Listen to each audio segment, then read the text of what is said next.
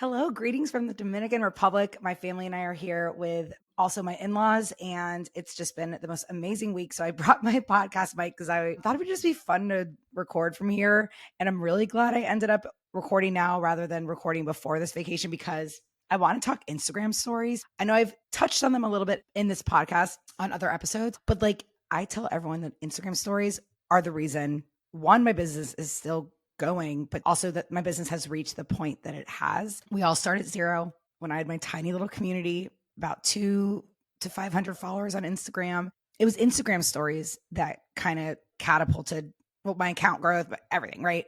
Because that is where I would show up the most because I didn't have time to create a lot of content. On top of that, I know that's an excuse, right? But on top of that, honestly, at the time, my business was still kind of a hobby. I didn't think anyone was going to take me seriously. I didn't think anyone cared. I didn't want to be judged, but stories I was always confident in because I had Snapchat for years. I used Instagram stories with my personal Instagram account. I would just like get in the car after Target and talk about, I don't know, something about like the horrifying security camera and how bad it makes you look. Or I would, I would like talk on stories like jokingly, and my friends and family would respond and laugh, whatever. I would show videos of Camden. I would show videos of things I was listening to, watching. I always used Instagram stories on my personal like that. So when I moved over to a business account, I was like, obviously I was creating content for all these other businesses, but for me as a business owner, I really didn't know one, what people wanted to see yet. I hadn't done my market research yet. And two, I just didn't really know what I wanted to post. And again, if I'm not excited about it, I'm not posting it. So I leaned on stories a lot in the beginning of my career of my business account. Did it just the way I did it on my personal, taking people through the journey. Hey guys, here I am at this coffee shop, St. Elmo's, doing some caption writing for clients. Cam's reading a book. What are y'all up to today? And guess what would happen? I would get DMs asking, what is it I'm doing for a client?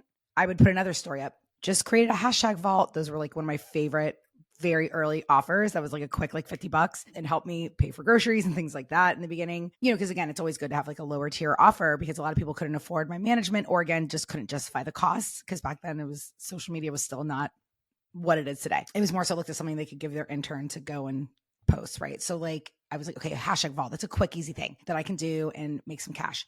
And I would put a story up, sending this hashtag vault out to a med spa in Arizona, sending this hashtag vault out to a blah, blah, blah, and blah, blah, blah. And next thing you know, people in my DMs, what's a hashtag vault? I want one. I want one. Of course, I didn't have to swipe up. We didn't have the link sticker back then. I relied on stories to sell. For me, it felt very natural to share that because all I'm doing is saying, hey guys, this is what I'm up to. And then people will be like, I want one. I'm like, wait, what? I was like, because I always joke that I was the worst salesperson, but just documenting, guys. So I use Instagram stories to show, here I am getting ready for the day. Here I am going to a meeting with a client. Here I am watching Jeopardy. Oh my gosh, the category is fast food. I'm going to crush it, right? I had fun on Instagram stories with my personal for years, and then I started having fun on my business, and that led to sales. Yes. One time I did a story about me and my husband's mommy shark, daddy shark costume, got me a client. So again, maybe this isn't natural to you. That's why I want to talk about this in this episode. Or if it is natural to you, I'm going to give you some other tips and tricks to get these day-to-day moments, turn them into experiences on stories. They take 5 seconds to create, and you make a sale, you make a new follower, you build a connection with someone who's been following you for years. So again, like I always say, your bio, the profile, all those words on your pretty face and all that stuff, handsome face, whatever it is that says what you do. That's like your business card, your billboard, your signage. Your grid is your storefront. It's like window shopping. Like, what's this vibe of this account? What's in it for me? And then stories are that open door. When there's that pink, purplish ring around your logo or your face, hopefully it's your face. I always tell people, by the way, your profile picture on Instagram should be your face, unless it's like a team of more than 3 people or like you are a product, and that just wouldn't make sense. So that's your billboard. Grid is your storefront. Stories are your open door. Will I say to take a break from stories every once in a while? Yes, because it's a fun little hack. When you let your Instagram stories expire, right? Stories last 24 hours. When they expire and you post again, you get a nice big bump. It almost does like a reset. And just so you know, after 3 stories, we tend to fall off. It's not that you're boring. It's not that no one cares.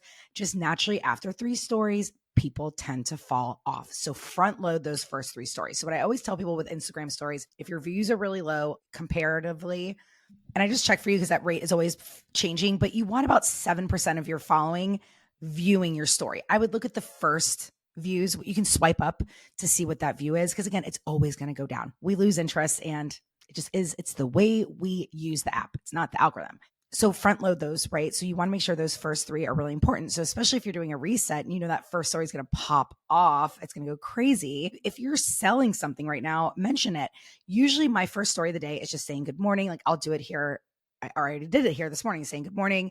In case you missed it, I shared this post. Sometimes it's something like that. Or it'll show my computer screen and I'm like, here's what I'm up to today. Loading the Reels prompts for the week. What are you guys up to today? And then I'll have a link sticker saying, by the way, if you want into this membership, click here.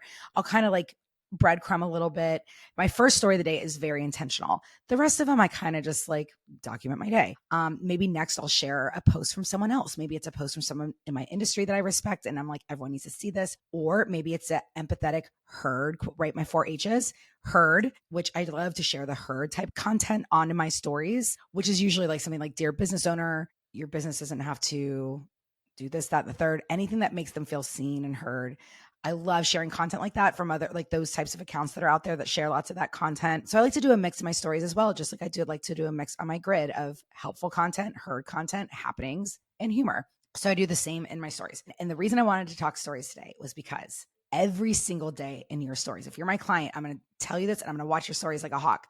I want to make sure your stories have something in there that have nothing to do with business and everything to do with you or your team or your store. Meaning, what would you share if you weren't trying to sell anything today? For me, you should see my story views right now. They are almost definitely double, but they're almost 3 times the views as normal. And guess what? People are watching and going and watching them in a row. Less drop off. Do you know why? Because I'm sharing my vacation. Now, obviously, we can't go on vacation every week.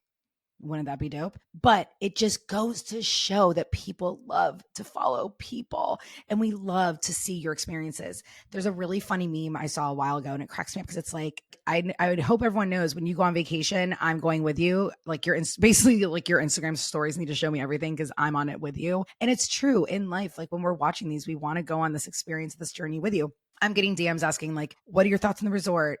Where are you?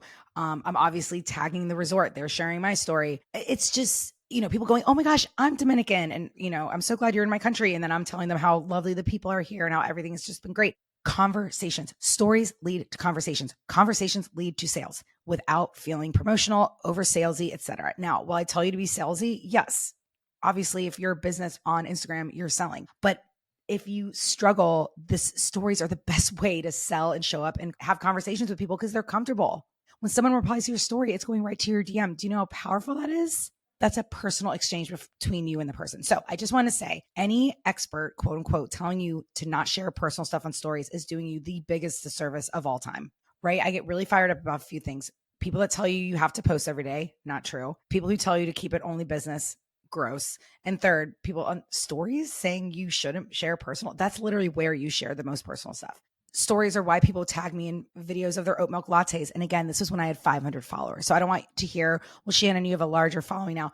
No, when I had 500 followers and I started talking about oat milk lattes and the people following me then were only in DC because I didn't think I'd ever work with anyone outside of DC. I was just, helping people in my local community. I would tag someplace, they'd tag me. And then as my account grew, then I start drinking Poppy. I'm sharing everyone my love of Poppy soda. People are tagging me in their Poppy stories. Like the magic is in the mundane. I don't know how to drive it home more. Now, if you are not a personal brand, quote unquote, in your team, it doesn't matter. So speaking of Poppy, let's go look. Probably a lot of UGC are sharing their posts to stories. Anyone that also tells you not to share your posts to stories, that's not good advice. You want to get as much, your posts are only going to be seen by like 2% of your audience. More people are watching your stories probably. So post it up there, share your posts to stories and just give them a reason to though. Like over it, I usually will say, look at my stories, see what I mean? Over it, I'll say like, check this out because XYZ. Next, behind the scenes of their owner, along with a link to enter some sort of contest, more behind the scenes, resharing stories they're tagged in, gift ideas, more UGC. Okay, so love it. And then let's talk about Smash Army. I don't know if you guys remember Smash Army or if you were following any of that. I don't know if they're still doing it. But if you look up hashtag Smash Army, it's a mocktail company, okay? And they had a whole thing about Smash Army. And it was their intern, I believe it was their intern, going in and proving to her boss that smashing a can is more effective than his entire marketing strategy. And they had a challenge to get to a certain amount of followers. I believe that they got there.